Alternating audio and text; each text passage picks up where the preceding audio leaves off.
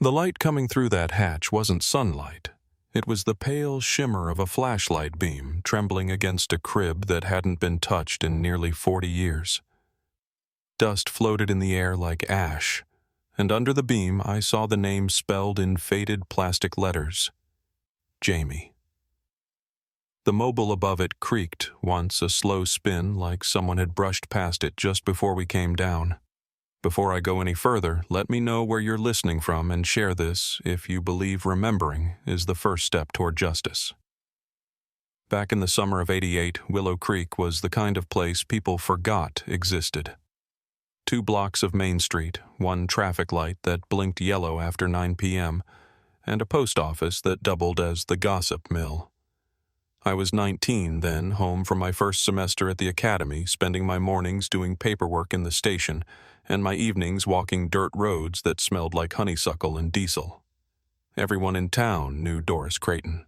She ran the daycare out of her old family farmhouse, a long, low building with white siding and a wooden playset she and her husband built themselves. Every weekday morning, you'd see a trail of dusty sedans and station wagons pulling up that gravel drive, parents dropping off kids before heading to the mill or the feed store. Doris had the kind of laugh that could fill a room. She wore floral blouses, kept her hair in a loose perm, and smelled faintly of baby powder and lemon cleaner. Folks trusted her. Some called her Miss Doris, like she was family. She'd been running that daycare for years, ever since her own children had grown and left town.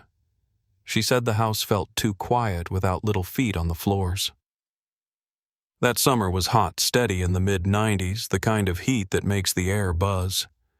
The cicadas droned day and night, and the tar on County Road 8 softened under the tires. In a place like that, you could almost believe bad things couldn't reach you. I remember walking into the diner one afternoon, seeing Doris wiping sweat off her neck with a napkin, laughing with the waitress about the old wiring in that farmhouse of hers. "One day it'll set itself on fire," she joked. The waitress had laughed too. We all did. Lacey, Milo, and Jamie were regulars at her place. Lacey with her blonde pigtails and thumbsucker's lisp. Milo, who never stopped dancing to the jingles on the little radio. And Jamie, still in diapers, fascinated by ceiling fans. Parents said Doris kept her daycare spotless. 3 high chairs, lined up like soldiers' sippy cups, labeled with tape nap mats, facing the big window so the kids could watch the trees sway. It was the kind of order small towns admire, safe, predictable, ordinary. But even back then, I noticed little things. The kitchen lights flickered more than they should have. Doris mentioned that the breaker tripped whenever she ran both the fans and the old stove.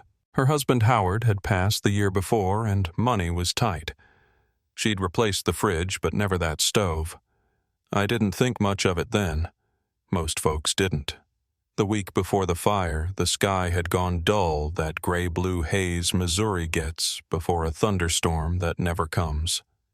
The air hung thick, and I remember standing outside the station hearing the daycare kids singing Wheels on the Bus from half a mile away.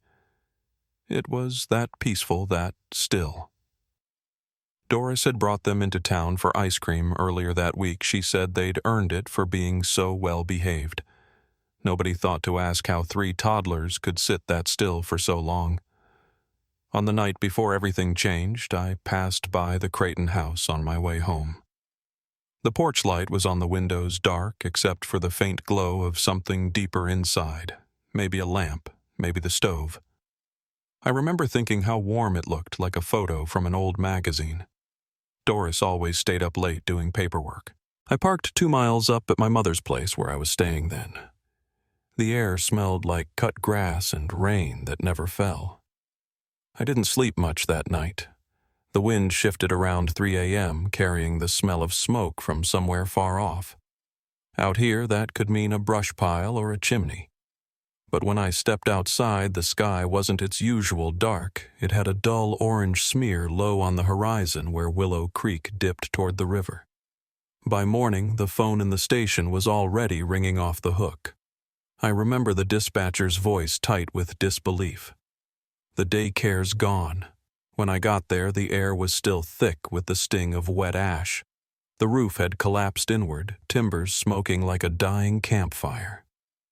Doris was sitting on the curb, barefoot, soot streaked across her face, her nightgown clinging to her legs.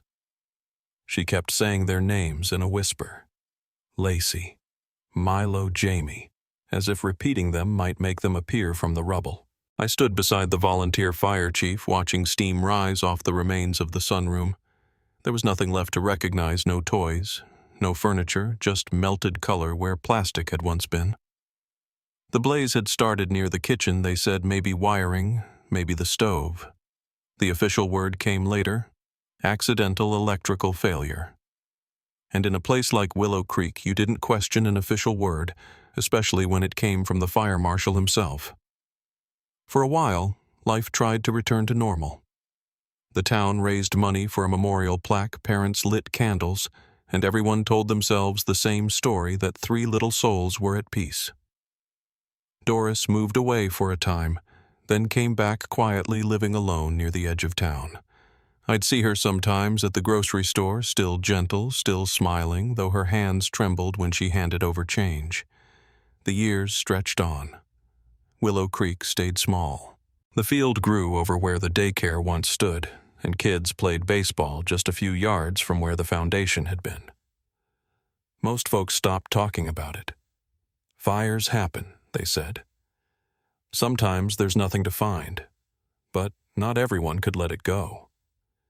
Every so often, I'd get a call from a former parent wondering if new technology might change what we could learn from the old site DNA soil tests something. And every time I'd check the evidence list and close the drawer again, the report never changed. No remains recovered. Case closed. Then, in early 2024, a new name came across my desk, a renovation permit for the old farmhouse next to the daycare property, the Crenshaw place. It had been sitting empty for years. The file said the couple planned to gut the interior, install new flooring, and rebuild the foundation. I signed off without a thought. A few weeks later, around lunchtime, dispatch called me upstairs. A homeowner on County Road 8 had found something unusual under his floor. The line crackled, and the dispatcher hesitated before reading the rest of the note. They think it's a room, possibly a nursery. I didn't move for a long moment. The pen in my hand went still. I hadn't heard that word nursery spoken in connection to Willow Creek in almost 4 decades. The same air I'd breathed through every routine call felt suddenly heavier, harder to swallow. Outside my office window, the town looked unchanged, same grain silos, same church steeple, same 2-lane road glinting in the sun. But I could feel something old stirring under it like a fault line shifting after years of silence. That evening, I drove out toward the Crenshaw property past the fields that used to glow gold in summer. The sun was setting behind the old daycare lot, and for a split second, I saw the faint shimmer of light in its ashes, the kind of shimmer that makes you think something's still burning. I kept driving, though my headlights caught the outline of that farmhouse next door. Its porch light was on, glowing steady through the dusk. And for the first time since 1988, I realized Willow Creek had never gone quiet at all. It had just been waiting. When I pulled up that gravel drive, the air had that same dry stillness I remembered from my first summer on the job, the kind that carries every sound farther than it should. The Crenshaw farmhouse sat quiet against the tree-lined sunlight slanting off the windows, the porch steps covered in a fine layer of dust. Mark Crenshaw met me halfway down the walk. He had a hammer still tucked in his back pocket and a streak of primer on his arm. His wife Emily stood just behind him on the porch, holding a rag in one hand, like she didn't quite know what to do with it. Neither of them spoke for a moment. It was the kind of silence that has weight to it. Then Mark pointed toward the open front door and said quietly, "It's under there." Inside, the house smelled like sawdust and old wood warmed by spring air. The living room floorboards were pried up in a neat square about 4 feet across. Someone had laid a towel over the edge where the nails had splintered, and in the center of that square was a small metal hatch. The handle was rusted over. The kind of rust that doesn't happen in a few years, it happens over decades. Emily stood near the window, arms folded. She kept glancing toward the opening like she expected to hear something from beneath it. Mark crouched beside the hatch and ran his thumb along the seam. "We were replacing the subfloor," he said. Crowbar caught on something metal. "Didn't make sense. It's not in the plans." I knelt beside him, felt the cool air rising from the crack. It had that stale, sweet smell of space that hasn't breathed in a long time. Dust mildew, maybe something else underneath it. I shined my flashlight into the gap, and for a second the beam hit a flat surface pale and smooth like concrete or painted wood. The hinge bolts were nearly eaten through by rust. Whoever sealed it had meant for it to stay sealed. I asked if they'd opened it. Emily's voice was soft when she said, "Just enough to see it's hollow underneath." Then we stopped. I could see in her eyes that whatever they saw in that short glimpse had unsettled them both. We waited for backup. While we did, Mark told me about the house built in 1910, renovated in the mid-'80s, sold cheap as a foreclosure. The file hadn't flagged anything unusual, just minor fire damage to the detached structure next door, the same property that once held the daycare. He said they'd lived there 3 weeks before deciding to pull up the floor. "You could feel a draft sometimes," he added, "like air moving under you." When the second unit arrived, I clipped on gloves and nodded for Mark to step back. The hatch didn't open easily. The bolts screamed when I pried them loose. A thin film of dust fell across the floor, catching the light like smoke. When the seal broke, the air that came up was so cold it fogged my breath. I lifted the hatch slowly, half expecting the smell of soil, but what rose instead was faint and sterile baby powder. That was the first thing that didn't fit. The tunnel beneath was narrow and clean, reinforced with plywood and concrete, dropping about 4 feet before turning left into darkness. I could see the corner of what looked like linoleum tile. "I'll go first," I said. My knees ached as I lowered myself down, flashlight gripped tight. The temperature changed instantly cooler, heavier. The walls were close enough that my shoulders brushed both sides. When I reached the turn, the tunnel widened into a small chamber, maybe 12 feet across. My light found pale blue insulation panels, a cracked linoleum floor, and then the thing that stopped me where I stood, a crib. It was white, once yellowed now with age, its bars chewed at the corners. Beside it sat a small rocking horse, a stuffed giraffe, and a stack of faded plastic rings. Every surface was dusted with time, yet the arrangement felt deliberate, almost tender. My throat tightened. The wallpaper behind the crib was peeling in long curls, printed with pastel ducks and rabbits wearing little hats. Above the crib hung a mobile, its plastic shapes warped but still moving slightly in the air I'd stirred. The light caught them as they spun, and for a moment it felt like the room itself was breathing. I remember whispering up toward the hatch, "Emily, you might want to see this." She hesitated but came down anyway. Her flashlight beam caught the nameplate nailed to the crib letters made of cheap colored plastic, JAMIE. She froze. I could hear her breath catch. "That name mean anything to you?" I asked, though I already knew.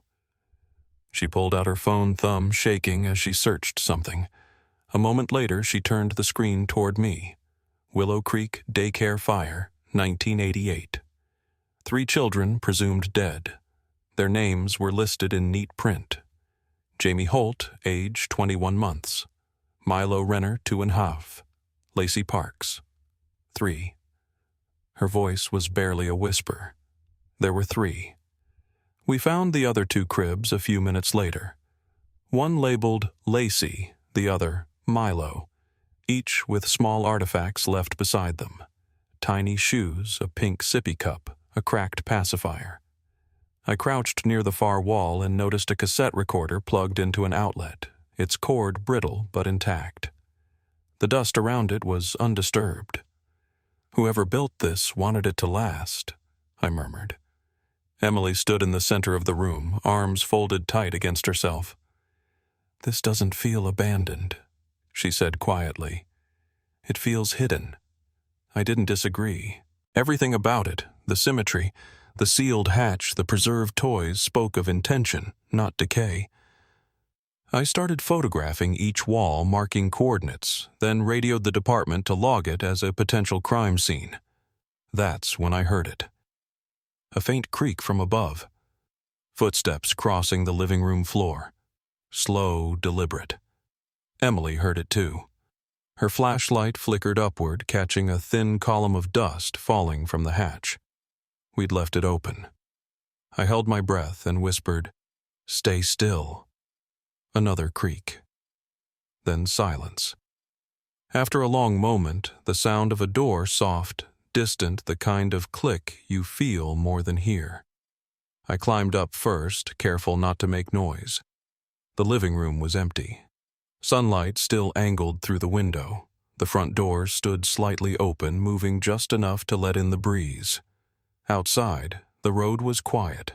No cars, no figures in sight, but there were footprints in the dust near the hatch, fresh ones. I radioed again, requested immediate backup. Within minutes, the first patrol car pulled into the drive. Deputy Dana Yates stepped out. Hair pulled back, her uniform already streaked with dirt from earlier calls. She was local, had worked the original search when she was barely out of high school. When she saw the open hatch, her face changed. "You're telling me this was under the living room?" I nodded. "You might want to see for yourself." She climbed down without another word. I watched her flashlight beam move through the space, pausing at each crib. When she came back up, she didn't speak right away. She just stood there, hands on her knees, breathing hard. Finally, she said, "I remember those names." Her voice was steady, but there was something breaking behind it. Jamie, Milo, Lacey. We looked for weeks. I thought they were gone. That night, the Crenshaw property filled with floodlights and yellow tape. Forensics vans rolled up the drive, their engines rumbling low. The neighbors gathered across the road, whispering.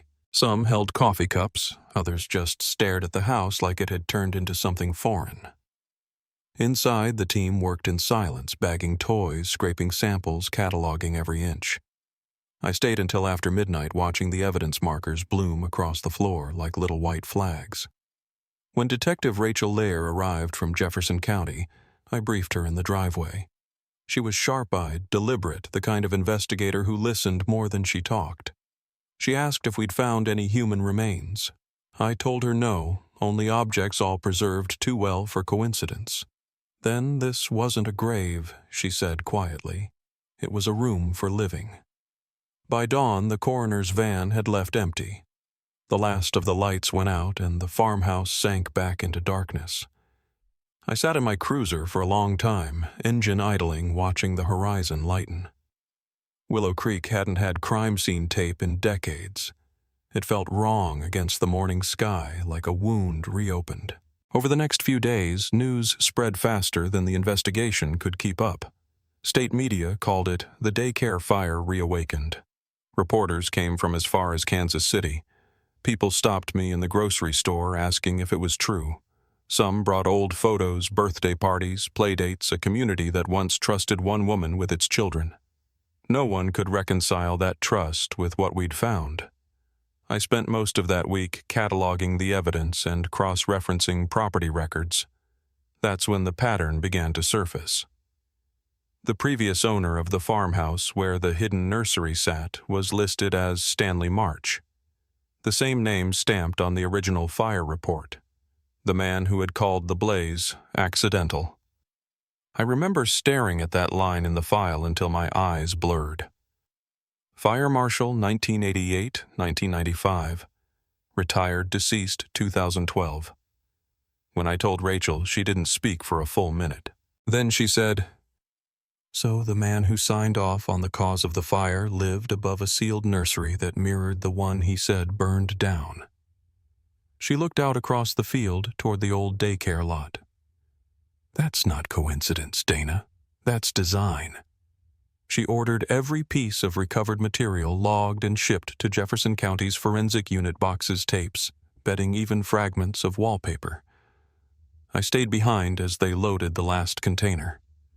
The couple who'd found the hatch were staying in a motel by then, too shaken to return home. Emily had told me she still woke hearing that faint creak from above the one before we climbed out. I didn't tell her I heard it too in my sleep. Late one evening, after the media had thinned out, I walked back into the farmhouse alone. The hatch was sealed again, evidence tape across it. The house was quiet, stripped of its noise and light. But standing there in the half-dark, I could still smell the faint sweetness of that hidden room powder and dust, and something I couldn't name. I turned off my flashlight and let my eyes adjust.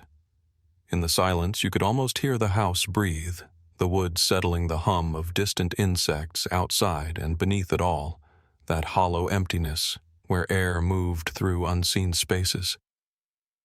I don't know why, but before leaving I whispered each name once, softly enough that it barely left my throat. Lacey, Milo, Jamie. The sound barely carried, but it felt like it mattered, like something down there might still be listening. When I stepped outside, the night air hit sharp and cool. Across the yard, the outline of the old daycare property was visible in the moonlight flat ground. No structure, just grass. I stood there a long time staring into that emptiness, knowing for certain now that the fire hadn't been an ending. It had been a door, and someone all these years later had finally opened it. By the time the sun came up the next morning, every inch of that little farmhouse was wrapped in yellow tape. The media vans had already started showing up along the county road, their antennas cutting through the fog like silver reeds. I remember standing at the end of the drive with a paper cup of bad coffee, watching the same stretch of grass where nearly 40 years earlier, parents had parked their cars to drop off toddlers with lunchboxes and nap blankets.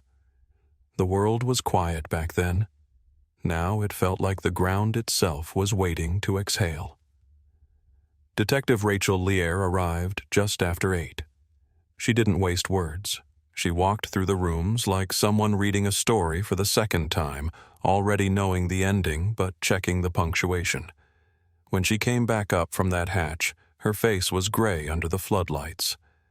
3 cribs, she said. 3 names. She didn't have to tell me which names. For the next few days, I stayed close to the site while Rachel's team worked through every box and tape that came out of that underground room. I'd seen my share of strange discoveries, but this felt different, colder, more deliberate.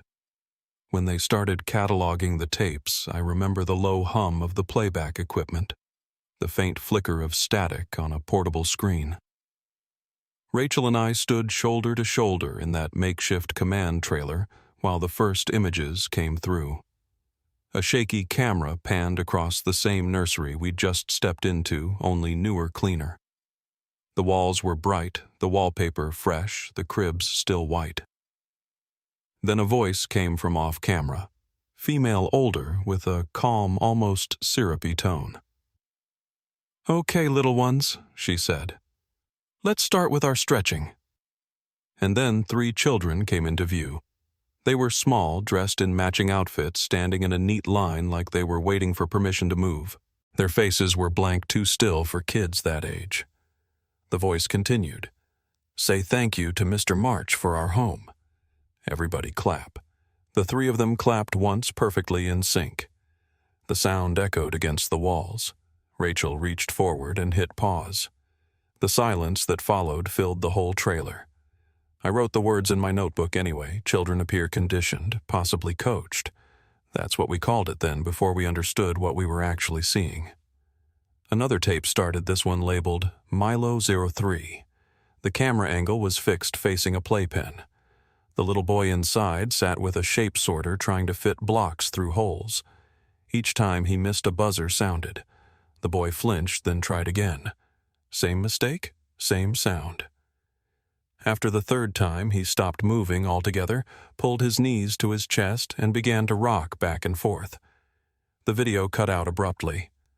I looked over at Rachel, but she was still staring at the frozen screen, jaw set tight. "This wasn't hiding," she said finally. "This was testing." By the end of that week, Jefferson County's forensic unit had filled 2 vans with evidence. The tapes, the toys, even fragments of wallpaper were logged and boxed. The crawl space was sealed again, but the questions hung in the air, heavier than the smoke that once took the house. Rachel spent her nights at the department combing through public records and university archives, chasing down old names that had appeared on receipts or utility bills. It was one of those long nights when she called me in. "You remember who owned this place before the Crenshaws?" she asked. I told her what I'd found in the deed transfer, Stanley March. Her eyes lifted. "Fire marshal?" I nodded. "The same one who ruled the daycare fire accidental." She didn't say another word for almost a minute. Then she whispered, "He built the room." We pulled every file tied to March we could find: his fire reports, inspection records, property permits. On paper, he'd been clean, methodical, even decorated for service. He'd taken early retirement after the fire, citing health issues. Then he'd quietly bought the farmhouse next door. Rachel found one photo of him in the county archives, a man in uniform, silver hair, square glasses, the kind of face you'd trust with your children's safety. She set it on her desk beside a printout from the old daycare attendance log. 3 names circled in red. Then she pointed to a faint note scrawled in the margin. The handwriting neat, but hurried. Blue slept through, snack checked, nap chart. There had never been a child named Blue listed among the victims. The next morning, the forensics team unearthed a second stack of VHS tapes hidden behind a false wall in the nursery. Some were marked combined sessions, others had only initials. When Rachel loaded one into the player, the picture flickered to life, showing a table crayons and those same 3 children coloring. A chalkboard in the background read, "Be good. Obey." A woman's voice spoke again, the same tone as before, soft and patient. Dana Yates, who'd been in the original search back in '88, leaned closer to the screen. "That's her," she said quietly. "That's Doris Creighton." Hearing her name again after all those years felt strange. Doris had died in 2003. I remember her funeral, small, polite, half the town attending. Everyone had called her a saint back then, a woman who'd loved children so much, she made them her life's work. Watching her voice echo through that hidden room, seeing those children move like wind-up dolls, it was hard to reconcile. Rachel just kept staring at the screen. She didn't act alone, she said. The discovery didn't stay local for long. Within 24 hours, state authorities had reopened the daycare case, and Willow Creek became a name on every regional newscast. People who'd once lived here started calling the department former parents' neighbors, even a few who claimed they'd seen things they hadn't thought mattered back then. One woman remembered March hauling lumber into his garage late at night in the months after the fire. Another recalled seeing Doris and March talking behind the daycare 2 days before the blaze. None of it was enough for charges, but the pattern was forming brick by brick. Then came the file that changed everything. Rachel had traced one phrase scribbled on the back of a behavior log obedience response index. It wasn't a standard developmental term. She ran it through the university archives and found a defunct program buried in old grant records, the Missouri Youth Cognitive Behavioral Study, active from 1985 to 1989.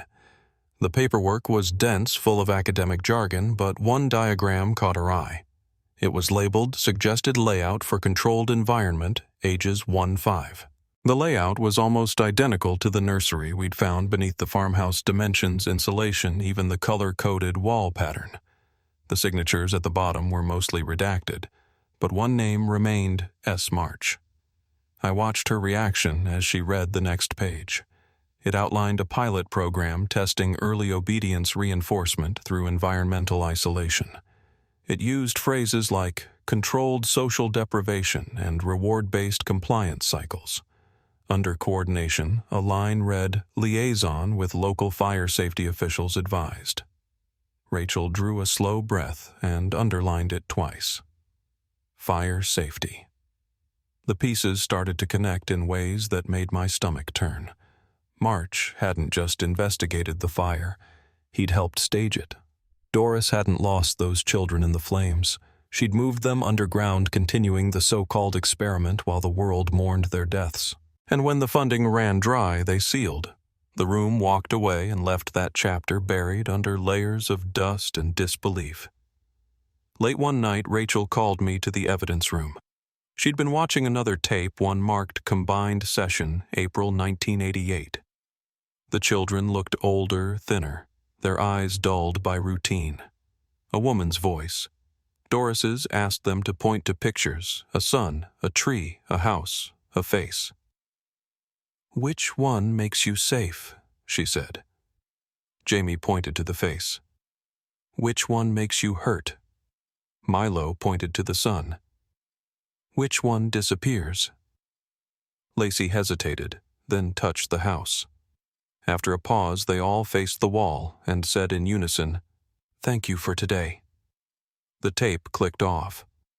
Rachel sat back in her chair, eyes wet but unreadable. "They were teaching them to respond to fear," she said softly. "They were wiring it in." For a while, we just sat there, the hum of the machine, the only sound. She finally stood and reached for her coat. "I need to see the property again," she said. We drove out to the Crenshaw house just after midnight. The air was cold, the kind that smells like wet earth and rust. The yard was quiet under the moon. Rachel walked straight to the hatch flashlight steady. She crouched inside, ran her hand over the linoleum floor, and stopped near the corner where the first crib had stood. "Something's off here," she murmured. She tapped her knuckles against the tile. It sounded hollow. Together, we pried up a section of flooring, revealing a thin layer of concrete beneath. A crack ran through the middle hairline, but deliberate. Rachel grabbed a crowbar from her trunk, wedged it under the seam, and levered it open. The concrete gave way with a sharp pop, revealing a shallow pit lined with what used to be a plastic tarp. Inside were 3 pairs of small shoes perfectly arranged, and beneath them a rusted lunchbox.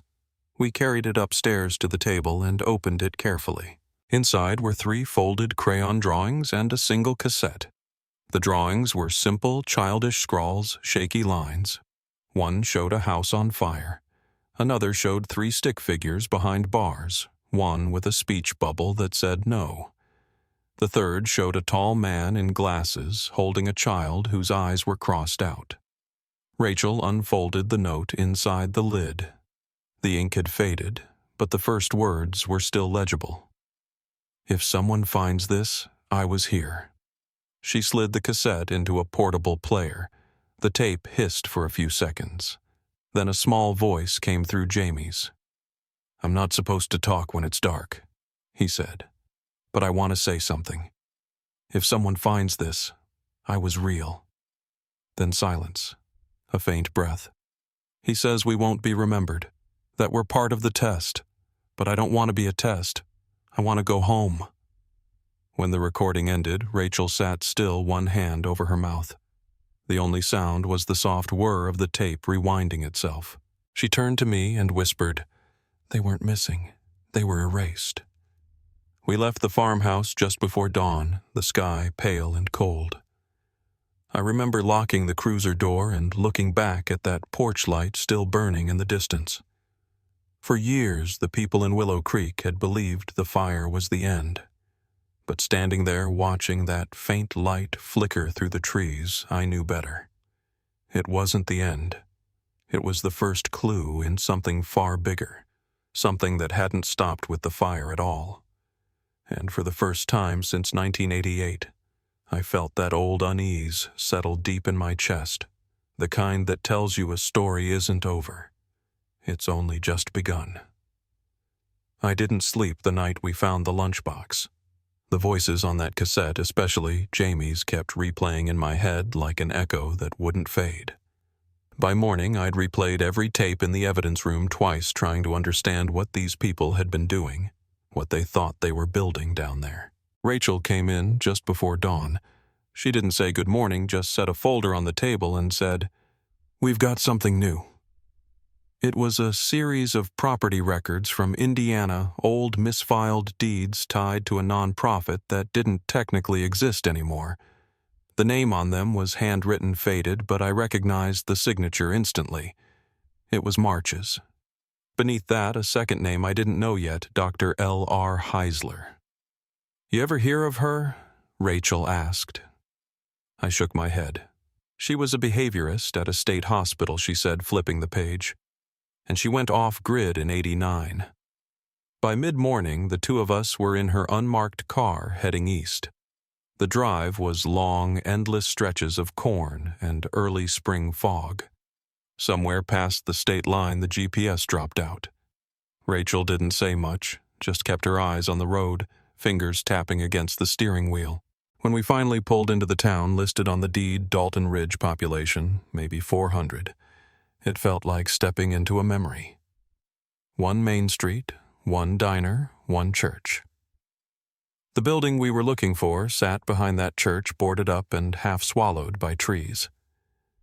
It had once been a children's home promise house. The sign read, "Letters flaking off the wood." We parked and walked around the back, flashlights cutting through the gray. A faint hum came from inside, the kind you get from old wiring still barely alive. Rachel pried the side door open with a crowbar, and the air that rolled out was thick with dust and old paper.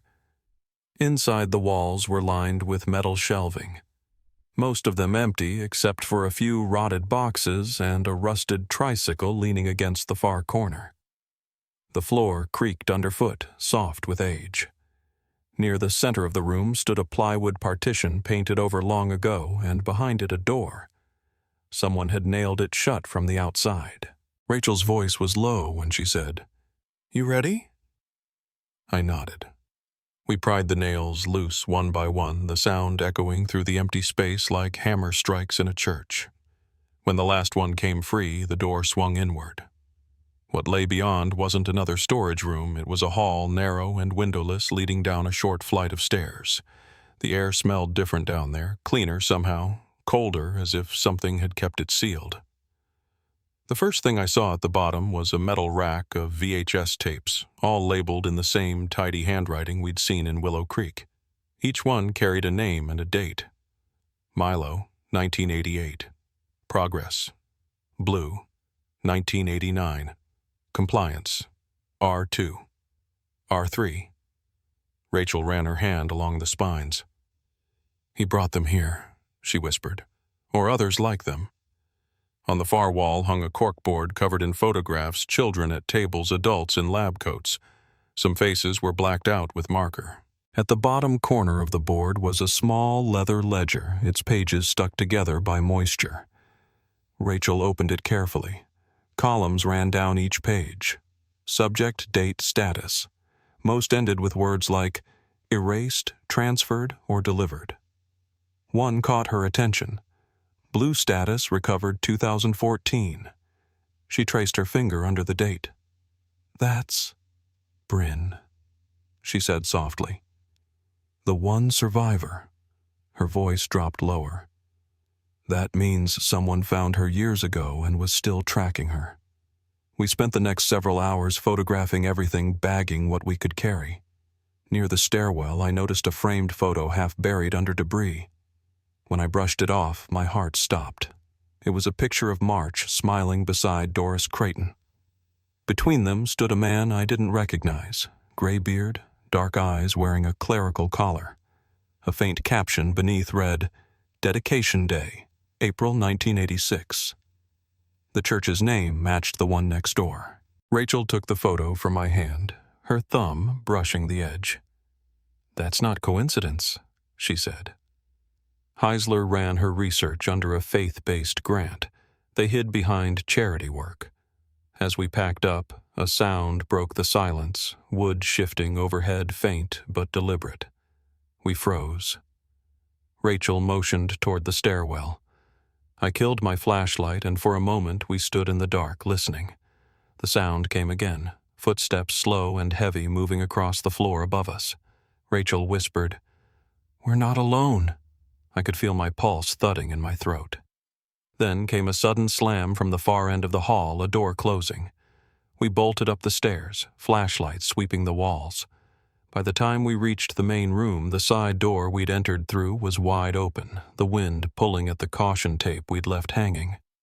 Outside, the dirt path showed fresh prints, deep and recent, leading into the tree line.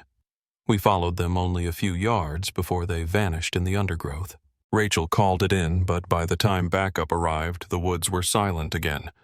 The local sheriff, an older man named Grover, came out to meet us. He'd lived here his whole life. When Rachel showed him the ledger, his face went pale. "We had a missing girl in '89, he said quietly. Name was Anne. Her mom worked nights at that church. Everyone thought she wandered off." He rubbed his jaw, eyes distant. "We stopped looking after a year." Rachel turned to me. "Get her file," she said. "We're going to match those dates." Back at the motel that night, the two of us sat in silence with the files spread across the bed. The rain outside made the windows shiver. Every connection we drew seemed to open another door instead of closing one. March. Creighton. Heisler. The church. A network that had used faith, trust, and community as its camouflage. At some point, Rachel leaned back, eyes on the ceiling. They weren't just experimenting, she said. They were selecting. I asked what she meant. Not every child would respond the way they wanted. They'd find the ones who did and keep them. She fell quiet again, and the rest.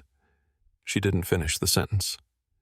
The next day, we took what we'd found to the regional FBI office in St. Louis. The tapes, the ledger, the photos, all of it. Within hours, a federal team had been dispatched back to Dalton Ridge.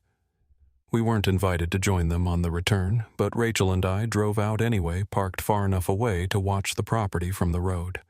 By nightfall, floodlights glowed behind the church. I could see agents hauling crates through the back door, their silhouettes moving fast. Just before they wrapped up, one of them stopped, spoke into his radio, then pointed toward a section of wall near the altar. A few minutes later, they pried loose a false panel, revealing what looked like another small door. I couldn't see much, only the flash of cameras, the shuffle of men gathering around. Then, someone carried out a single object wrapped in plastic. Even from that distance, I could see the shape of a small cassette deck. Rachel didn't say anything. She just watched. When the agents left, she started the car and drove in silence for nearly an hour. Finally, she said, "Whatever this is, it goes beyond Willow Creek. It wasn't one house or one fire. It was a system." Her voice trembled just slightly, and they were so sure no one would ever look again. A week later, she called me from her office sounding tired. The Bureau found a connection, she said. Promise House wasn't the only site. There's another facility, Tennessee. Closed school. They're sending us. The drive south was long through rain and fog, the kind that turns the landscape into a wash of gray. By the time we reached the foothills, the GPS dropped again. The old school sat at the end of a gravel road, its roof caved in ivy crawling through the windows. A steel door at the back led to a stairwell descending deep underground. The temperature dropped with every step. 50 feet down the corridor opened into a room lined with observation windows. The glass was fogged, but when Rachel wiped it clean, the words Observation N01 were etched into the metal frame. Inside the room was a cot, a small desk, and a wall covered in scratches.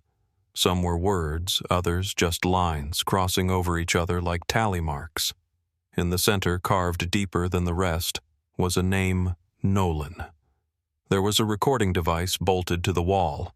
The battery was long dead, but the tape inside was intact. We played it back upstairs in the car, the sound thin and distant but clear enough. A man's voice weak, speaking between long pauses.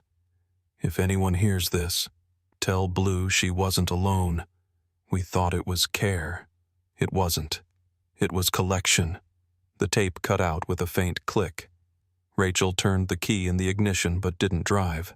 The woods outside were silent, heavy with rain. We sat there listening to the storm. She finally said, "They built a chain of places, churches, daycares, schools, each one feeding the next. Every time something went wrong, they erased it with fire." Her voice dropped lower. "And all this time it's been sitting under our feet." We drove back through the mountains in silence. headlights sweeping the road ahead. Every few miles I'd glance out the window at the dark hills rolling past, wondering how many other towns had their own buried rooms, their own sealed doors. The storm finally broke near midnight rain, hammering the windshield so hard we had to pull over. The wipers squealed across the glass, keeping rhythm with the flash of lightning above the tree line. Rachel rested her forehead against the steering wheel.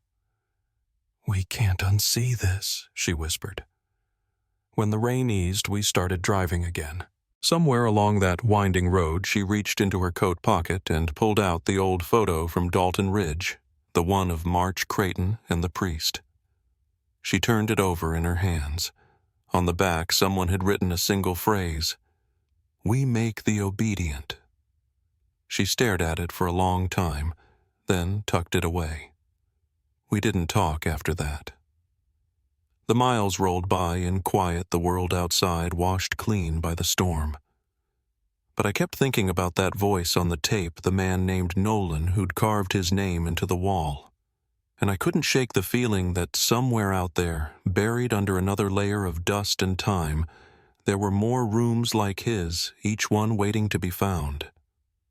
It's strange how quiet justice sounds when it finally comes. There's no thunder, no great reckoning like the movies make you believe. Just the steady hum of fluorescent lights in a courtroom and the shuffle of papers being filed into evidence. That's how it ended for us, not with some final confession shouted into the air, but with a quiet acknowledgement of what had always been true. The federal task force pieced together what Rachel and I had uncovered across Missouri, Indiana, and Tennessee. The Promise Project, they called it in the official report, a chain of so-called behavioral studies disguised as care facilities, each one designed to vanish behind a local tragedy. Fires, floods, relocations. Decades of concealment under the language of research and reform.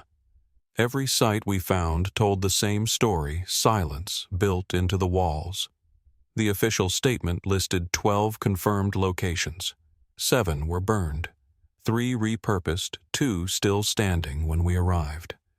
Every adult involved was either deceased, missing, or buried under fake names.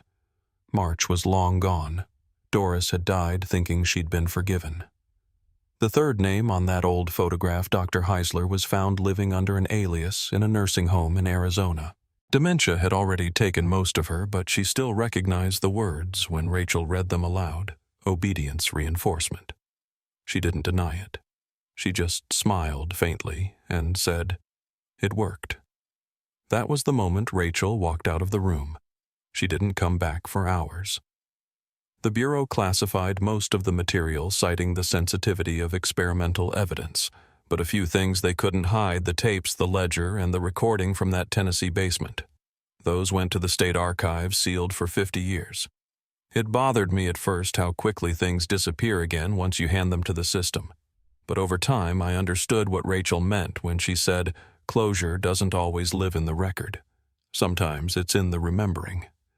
She carried those names with her like prayer beads, touching each one in her thoughts before every long drive home. As for the survivors, there weren't many. Bryn, who'd lived most of her life under a different name, agreed to meet with us one last time before entering protection. She was older than I expected, quiet, but sharp, with that same scar along her wrist we'd seen in the photographs.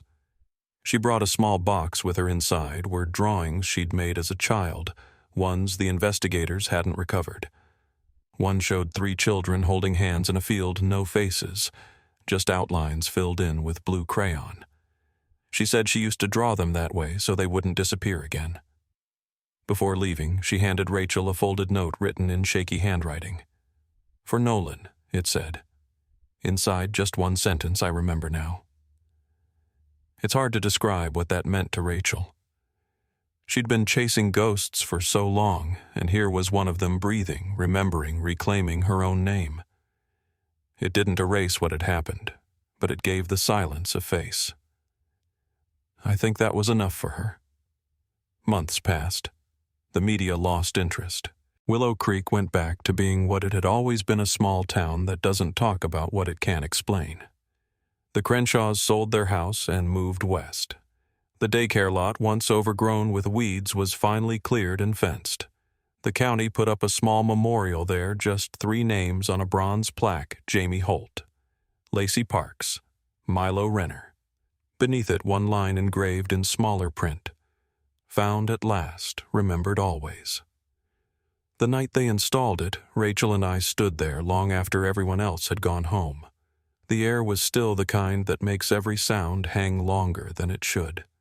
She said softly, "Do you think they knew that someone would come looking someday?" I told her I didn't know, but I hoped so.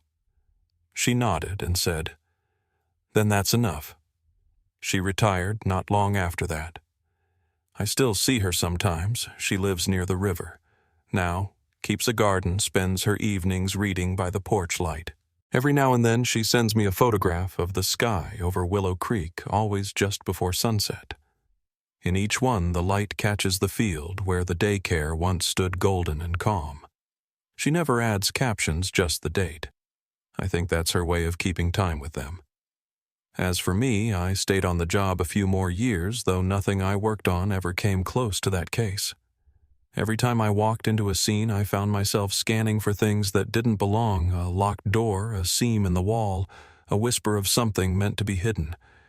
It changes you, seeing how much damage ordinary people can bury behind kindness and trust. It teaches you to listen differently, to notice the pauses between words, the quiet too clean to be natural. There are still nights when I hear the sound of that old cassette in my head, Jamie's small voice breaking through the hiss of static. If someone finds this, I was real. That's what I come back to. He didn't ask for rescue or revenge. He just wanted proof that he existed. I think about that a lot when I drive past the old county line or through towns that look like ours once did. Every house, every church, every basement window glowing faintly in the dark, all of them holding stories that may never surface. A few months ago, I went back one last time to the place where the daycare had stood. It was early evening, the field freshly cut, the air heavy with the smell of clover. The plaque had already begun to tarnish at the edges, and a few plastic flowers leaned against the post. I knelt beside it, ran my fingers over the names, and felt the warmth of the metal still holding the day's sun. Across the road, a new family had moved into the farmhouse.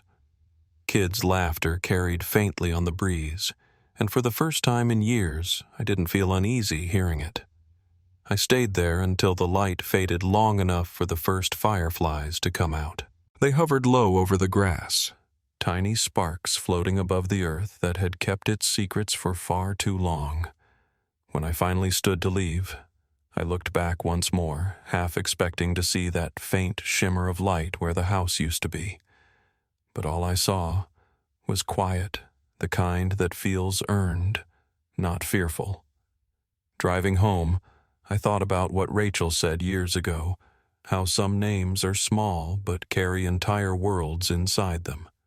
Jamie, Lacey, Milo, Bryn, Nolan. They don't belong to files or headlines anymore. They belong to the air, to the silence that follows when truth is finally spoken aloud. And maybe that's the closest thing to peace a place like Willow Creek will ever have. If this story stayed with you, share it not for views, but so no one's name gets lost to the dark.